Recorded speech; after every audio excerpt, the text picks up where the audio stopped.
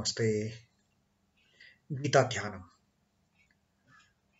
Om Parthaya Pratibodhitam Bhagavata Narayanena Swayam Vyasena Gratitam Purana Munina Madhye Mahabharatam Advaitamritavarshinim Bhagavatim Ashtadashadhyayinim Ambatvam Anusandadhami Bhagavad Gite Bhavatveshinim.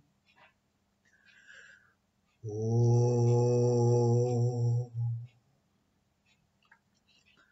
Bhagavad Gita, with which Lord Narayana himself gave enlightenment to Arjuna, which was included in the Mahabharata by the ancient sage Vyasa. O Goddess, contained in the 18 chapters and bestower of the nectar-like knowledge of non-dualism, O my affectionate mother, destroyer of rebirth, I meditate upon thee. Krishnavandana. Vasudeva sutam devam kansachanuramardanam devakim paramanandam krishnam vande jagadguru. O Krishna, son of Vasudeva, the slayer of Kansa and Chanur, extreme delight for Mother Devaki, O supreme teacher of the universe, my salutations to you. And today our Jagat Guru, the supreme teacher of the universe, Sri Krishna, is telling us another facet of this Atman, as he is telling Arjuna in this 28th Shloka. Avyakta-dini bhūtāni vyakta-madhyāni bhārata avyakta-nidhanānyeva tatra paridevanā. Now, Sri Krishna, he has changed his way of explanation about the Atman and the body. Now, Sri Krishna has earlier, his initial teachings were purely on the highly philosophical plane. Now, this is also philosophical plane, but slightly on the lower, considering this Atma also comes and goes. Earlier it was, Atman is, it never takes birth, never dies, it is anadi, it is avyakta, it is achala. All these qualities of Atman, Sri Krishna had explained to Arjuna.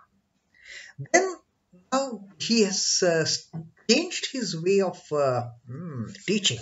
He says, accepted that, okay, Atman comes, takes birth and dies. Now, if that is the thing, why to mourn for, why to grieve for all these impermanent things? And in our previous reading, Sri Krishna has clearly told that all that which takes birth has to die one day, and all that dies has to again take a birth in future, provided there is still even a little bit of desire which is not fulfilled within the soul. The desire attached to this body, mind, soul complex. If there is even a little bit of desire, the dead person has to take birth again to continue that cycle till that last trace of desire is destroyed, and then he becomes liberated. Then the Atman, then the Jivatma gets merged in the Paramatma, in the Brahman. Then it becomes one with the Satchidananda.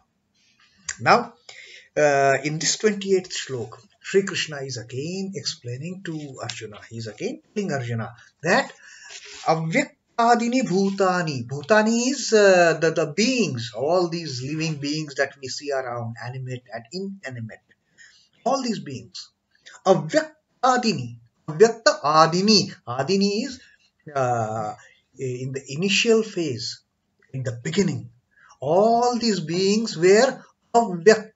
They were not manifested, they were unmanifested, because they were avyakta because they were in the stage of the Atman.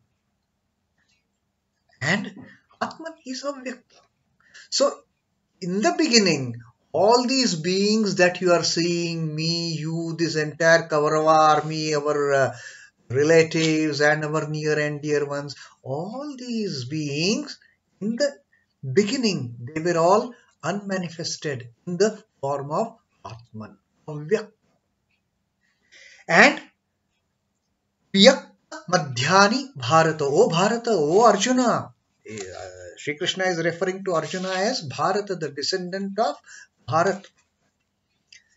So, O descendant of Bharat, O Arjuna, in the middle of the cycle, they get manifested after taking the bodies. And then, avyakta-nidhanānyeva. Nidhanāni is towards the end. Again, they become avyakta. They become unmanifested. Now, if that is the thing, tatra ka paridevanā. In that case, why there should be grieving, why there should be mourning, why you should feel so despondent, why you should feel so distressed? Because the body is only the present existence. Earlier it was unmanifested. This as a body was not manifested before taking birth through mother's womb. It is only having taken birth in the physical form, it has got manifested, and then you can start describing this body as, okay, this body is say 5 feet 4.5 inches tall, weighs some 55 kgs and has a slim build and all these things. This is the Atman in the form of body has become manifested. Atman as such, because before birth, before this body was taken up, the beings were all unmanifested. They were in that no man's land. They were carrying any body with them. They were just merged with the Paramatma. And then in the middle, so beginning is unmanifestation, without any bodily form, without any physical form, without getting trapped in this delusion of Maya. Then middle stage comes, okay, Atman enters some body, like that Vasansi Jirnani. We have seen that Shloka where after the garment becomes unfit to use, unfit to wear, we threw off the old garment into the new garment, into the new dress. So in between, till the time we give up the old body and get into the new, we are in unmanifested state as Atman. Then, having taken the body, we have the person gets manifested. Yes, this is the sort of person. Then you get attributes. Then you get qualities. Then you get upadhis. And when we give up this body, again we get into the stage of unmanifested condition. We become unmanifested. So this cycle continues, and therefore Sri Krishna tells Arjuna that if that is the thing, so much of the impermanence attached to this unmanifestation, again manifestation, again unmanifestation, why in the hell you should mourn about it? Why you should feel grief over it? I am going to kill this person. I am going to kill all of them. Even if I get killed, that is okay. Don't. There is no need to feel sorry about it. There is no need to express this sorrow. There is no sorrow in it. It is the natural course of time cycle. So, and let us see Swami Chidbhavananda ji's commentary on this. Beings are all, O Bharata, unmanifested in their origin, manifested in their mid state, and again unmanifested in their end. So if that is the thing, what is the point then for anguish, for grieving? There is no reason. And Swami Chidbhavananda says, beings claimed as kith and kin, Svajana, that Arjuna had referred to all those enemy camp and also the warriors from his own camp also. Svajana are those that have come into being now in this present state. Okay. Persons contacted in dream had not been in existence before. They would not be after the dream breaks. Now, Swami Chidbhavananda gives an example of our seeing somebody in the dream. And exactly the same situation is Krishna is explaining to Arjuna that earlier we were not there, now we are there, manifested as persons. Again, we won't be manifested like the persons in the dream that Swami Bhavananda is talking about. We see somebody. For the time frame that we are observing, we are watching that dream, we are experiencing that dream, person, all the happenings, they are so much real. They are manifested in our dream. The moment we get up, the moment the dream breaks, what is it? Nothing. It is all gone. It is all over. So why should one grieve over happenings in the dream or over the unmanifested part of the being, phase of the being, unmanifested phase of the being? Though existing in the mid state, like our present state, they are not. They are not existing. It is all a dream. According to materialism, the so-called relatives have assumed forms in conformity with the law of nature. They will again cease to be. Lamenting therefore over the temporarily appearing individuals serves no purpose.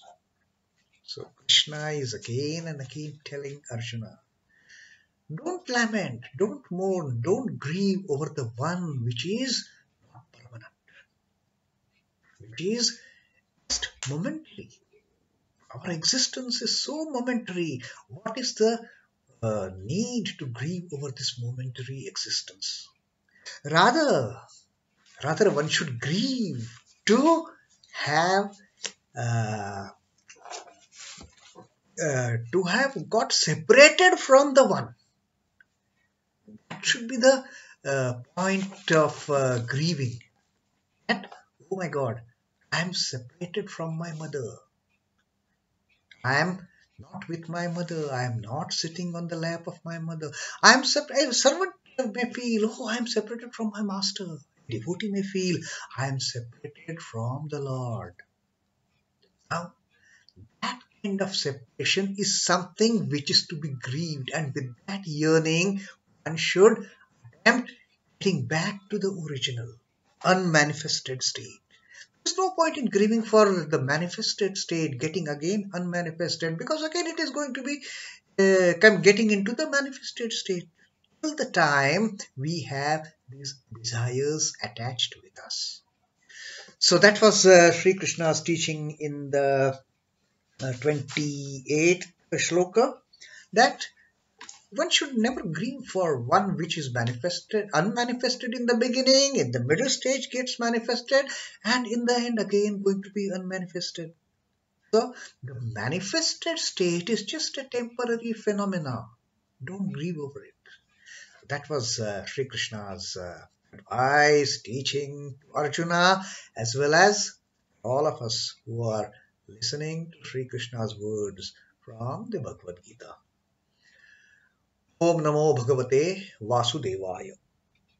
Sri Krishna Arpanamastu. Jai Sri Ramakrishna. Jai Thakur. Jai Ma. Jai Swami.